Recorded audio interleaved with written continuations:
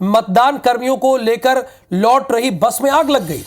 मतदान सामग्री कर्मचारियों को लेकर लौट रही थी ये बस और हादसे में बाल बाल मतदान कर्मी बच गए। अब इन्होंने पूरे दिन चुनाव कराया, उसके बाद कूदकर अपनी जान बचाई। फायर ब्रिगेड ने फिलहाल आग पर काबू पा लिया। ये एक साई खेड़ा बैतूल में पड़ता है, एक साई खेड़ा थाना है। आप अगर जानते हो तो ये वहीं का मामला है, जब साई खेड़ा थाने के परिसर गुजर रही थी, उसी इलाके से गुजर रही थी, तो वहीं पर बस में अचानक से आग लग जाती है। हालांकि फायर ब्रिगेड की टीम मौके पर पहुंची और आग पर काबू पा लिया।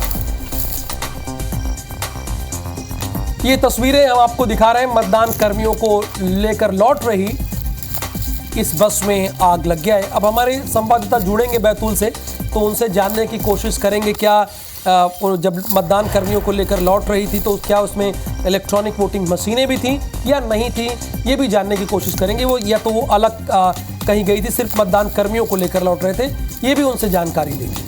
हालांकि इसकी प्रबल संभावना है कि केवल मतदान कर्मियों को लेकर ये सभी जा रहे हैं, क्योंकि इलेक्ट्रॉनिक वोटिंग मशीन तो पूरी निगरानी में वो जाती है, ऐसे वो जा नहीं सकती है। नंदकिशोर पवार, ये जरा बताइए ये हादसा हुआ कैसे और उस वक्त क्या मतदान कर्मी ही उस बस में सवार थे? देखिए, ये हादसे को लेकर के बताया जा रहा है कि चलती बस में अचानक गियर बॉक्स है वहां से चिंगारी उठी थी। चिंगारी अचानक ही भड़क गई, जिसके बाद में बस ड्राइवर ने क्या है कि बस रोका और बस से कूद गया। जैसे ही आग का पता जो कर्मचारी बस में बैठे थे उन्हें पता चला तो वो लोग भी वहां से बस से कूदने के लिए तैयार हुए, लेकिन बस का दरवाजा लॉक हो गया था, जिसकी वजह से कर्मचारियों ने जो गाड़ी के शीशे है इसे तोड़ करके बाहर निकल करके अपनी जान बचाई है। इस बस में 36 कर्मचारी सवार थे, ये पता चला, और साथ साथ में 6 मतदान केंद्रों की जो 6 ईवीएम मशीन है ये भी इसके साथ थी, जिसमें से 2 मशीन पूर्ण रूप से सुरक्षित बताई जा रही है। साथ साथ जो 4 मशीनें हैं ये कहीं ना कहीं आग की चपेट में आई है, लेकिन कितनी चपेट में आई है ये अभी तक क्लियर नहीं हो सका है, क्योंकि अधिकारियों से जो पुलिस अधीक्षक से मेरी बात हुई थी तो उनका ये कहना है कि 4 मशीनें टेक्नीशियन ही बता पाएगा कि इसमें से कितना डेटा निकल पाएगा, क्या कुछ डेटा सुरक्षित है, ये टेक्निकली टीम ही बता पाएगी। कुल मिलाकर देखा जाए तो कहीं ना कहीं 4 मशीनें प्रभावित होने की बात अभी तक क्लियर हो चुकी है, लेकिन इनमें से कितना है।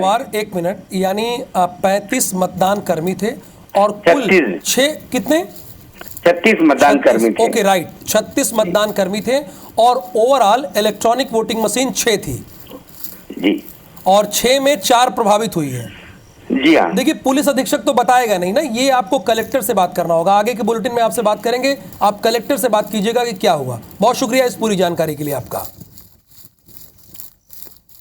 मतदान सामग्री कर्मचारियों को लेकर ये बस लौट रही थी मतदान के बाद। इस हादसे में 36 मतदान कर्मी बाल बाल चाहिए। फायर ब्रिगेड ने आग पर काबू पा लिया है।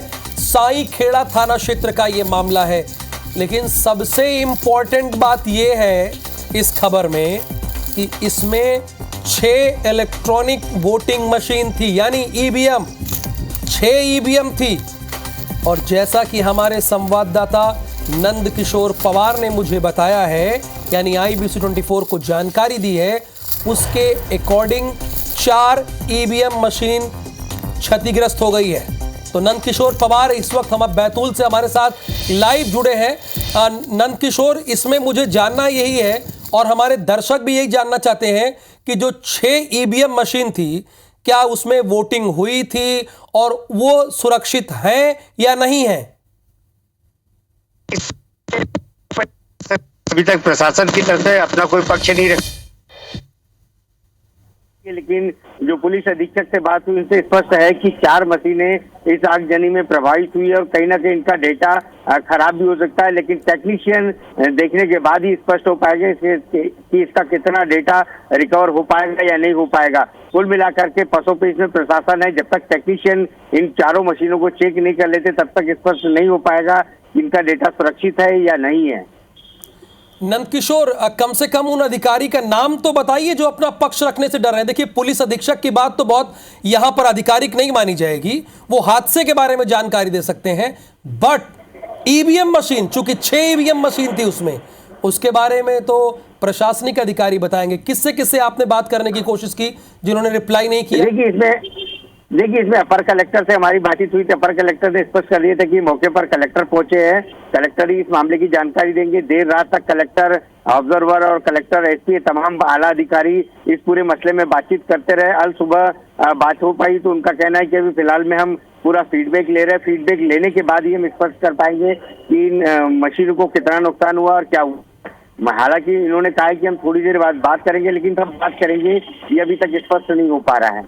जरा नंदकिशोर बताइए तो वो कलेक्टर कौन से हैं जो रात से लेकर सुबह तक वो देख ही रहे हैं? उनका नाम क्या है वो महाशय रात से अब तक देख रहे हैं? अरे बता देने के बजाय 6 इलेक्ट्रॉनिक वोटिंग मशीन है, अभी फीडबैक ही ले रहे हैं वो। देखिए इस मामले में कलेक्टर जो सूर्यवंशी जी, इनका कहना है कि टेक्नीशियन इस मामले में पूरी दारोमदार रखता है कि टेक्नीशियन चेक करेगा और ईवीएम का मामला, इसलिए किसी तरह से कोई भी गलत तरीके की छेड़खानी ना हो, इसको लेकर एक्सपर्ट से ही इन मशीनों को चेक करवाया जाएगा और एक्सपर्ट ही इन पूरे मामले में अपना रिव्यू रख पाएंगे कि आखिर क्या कुछ नुकसान हुआ है या नहीं हुआ है। तो कितनी मशीनें खराब हुई हैं इलेक्ट्रॉनिक वोटिंग मशीन?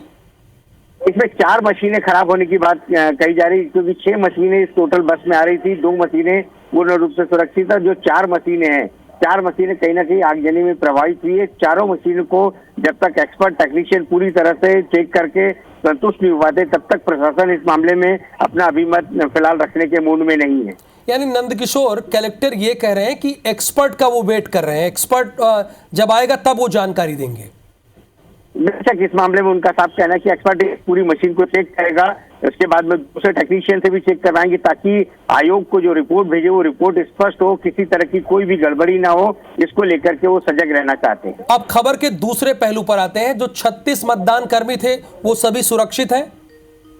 बेशक ये सारे 36 मतदान कर्मी कहीं ना कहीं इन्होंने जो बस के कांच तोड़ करके, कूद करके अपनी जो जान बचाई है, इन्होंने बहुत अच्छी एक पहल की कि तत्काल एक्शन लेते हुए सभी मतदान कर्मी कांच तोड़कर, खिड़की तोड़ करके बाहर हो गए। क्योंकि वो बस जब जली थी उस टाइम तो गेट लॉक हो चुका था, गेट से तो जाना मुमकिन नहीं था, इसीलिए सारे कांच तोड़ करके पूरे अभी वहां से बाहर कूद करके अपनी जान बचाए और सारे लोग सुरक्षित है। इनको किसी तरह का कोई ये नहीं है, लेकिन फिर भी ये कहा गया कि प्राथमिक उपचार अगर जिनको जरूरी लग रहा था उनको प्राथमिक उपचार भी दिया गया, लेकिन किसी तरह की कोई भी जनहानि इस पूरे मसले में देखने को नहीं मिली है।